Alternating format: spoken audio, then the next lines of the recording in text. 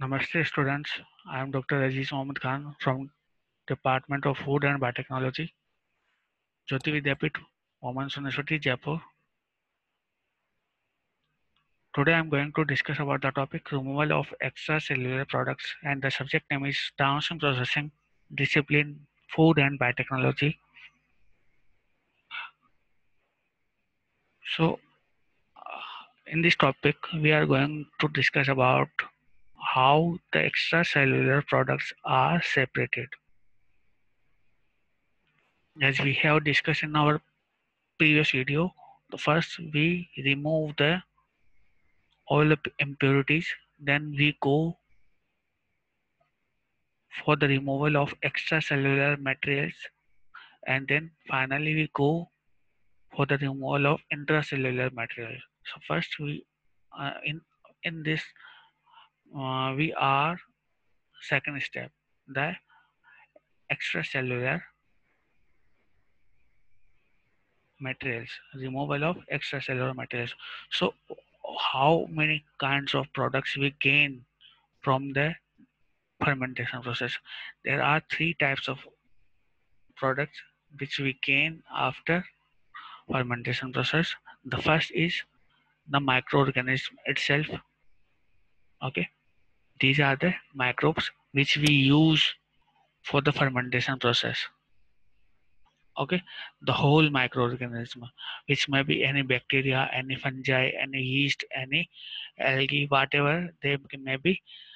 So the first product is cell itself. Okay, or any biofertilizer. The second product which we gain from the fermentation process is extracellular products. And what are the extracellular products?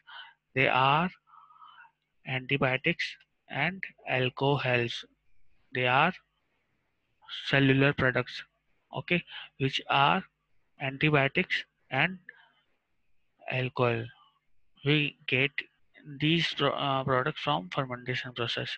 And then the next is intracellular products, and which include enzymes, vitamins which are secreted by the cells. Enzymes, vitamins, proteins. Okay, these are the intracellular products. Okay, which are secreted from these cells. Okay, these these two products, extracellular and intracellular products, are synthesized from this one cell, the microorganism. These two are products of this picture, these microorganisms. So how can we purify the extracellular products? So microbial cell and insoluble particles are separated from the harvested broth, and the techniques which involve the separation of these mm, extracellular materials involves precipitation, filtration, and centrifugation. So now we go to the precipitation techniques. In the precipitation techniques, we can precipitate the our we isolate our products through the process of precipitation, and a precipitate is formed from this process which is known as the precipitate. And after this precipitate formation we get two things. The first is uh, supernatant and the precipitate. We can isolate our product from this precipitate or supernatant. The solid material is precipitate and the liquid material is supernatant. So there are two main precipitation techniques involved. The first is salt precipitation and the second is solvent precipitation. In the salt precipitation, we add the salts. Okay, we add the salts, and these salts are used for the removal of water molecules from the surface of product or proteins. What does this salt do? They have important role in the removal of water from protein or products. So we can isolate these products, and hydrophobic ends of the product are exposed, which causes aggregation of the product together. Okay, so there are two things happens in the salt precipitation. The first is salts insert enter inside the cell, and the second thing is that these salts which we are giving in the precipitation techniques may come out of the cell. Okay, so in the salting in technique, low concentration of salts are given.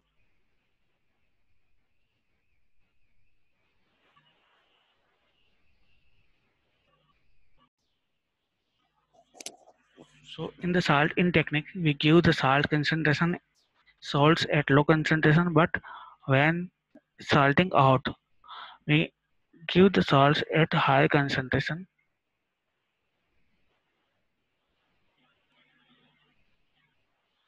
So in the solvent precipitation techniques, different kinds of organic solvents which are specific to the products are given to the products.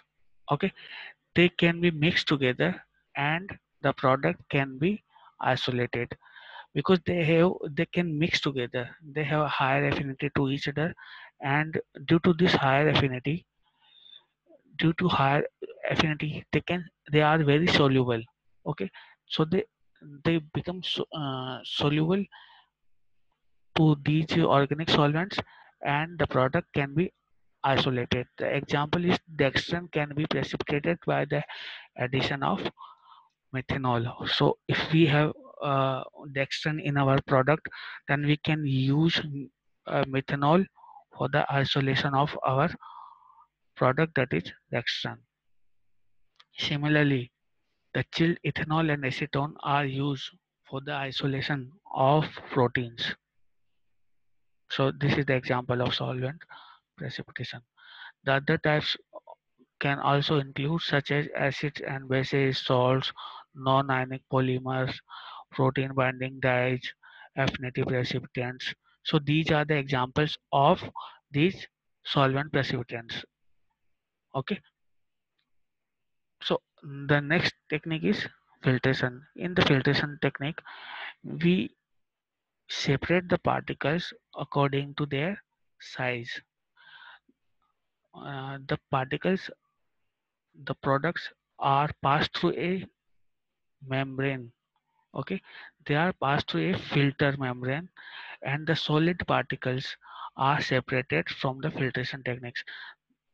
There are lot of filtration, lot of membrane filtration available, in which they have different size. Depending on the size, the larger molecules are may remain outside, but the smaller molecule can be filtered through the membrane, and we can isolate them easily. So what is the factors which influence the filtration techniques? That the first is size and shape of the solid particle. If they are larger in size, they cannot be filtered. If they are their size is larger and their shape is also longer or thicker, they cannot be separated. Similarly, if there is a ratio of solid and liquid is different, maybe there may be if there is a ratio of solid is higher, then only liquid will be filtered. If there is ratio of liquid is higher, then most of the liquid will be separated. And the scale of operation is also dependent, that we are using any vacuum anything for the separation of metal through filtration. If we are using the filtration, if we are using the vacuum for the filtration, most of the molecules will be filtered easily.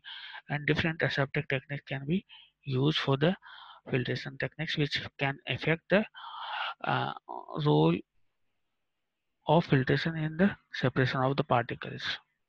The next is the centrifugation techniques. In centrifugation techniques, we use the centrifugal force for the separation of particles, and the machines which involve in the centrifugation is centrifuge machine. And the more dense particles migrate away from the axis of the centrifuge, and less dense components migrate toward the axis. It means that there might be two types of particles can be separated. One, the larger particles may remain upside.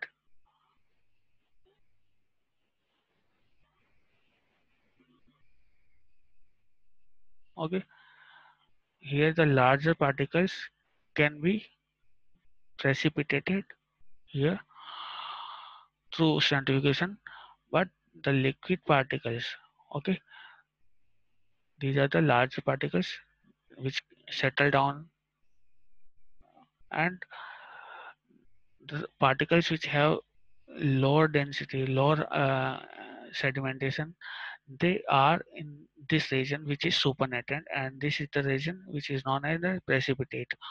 Okay, so we can identify which is our product, and we can purify our product from the supernatant or precipitate.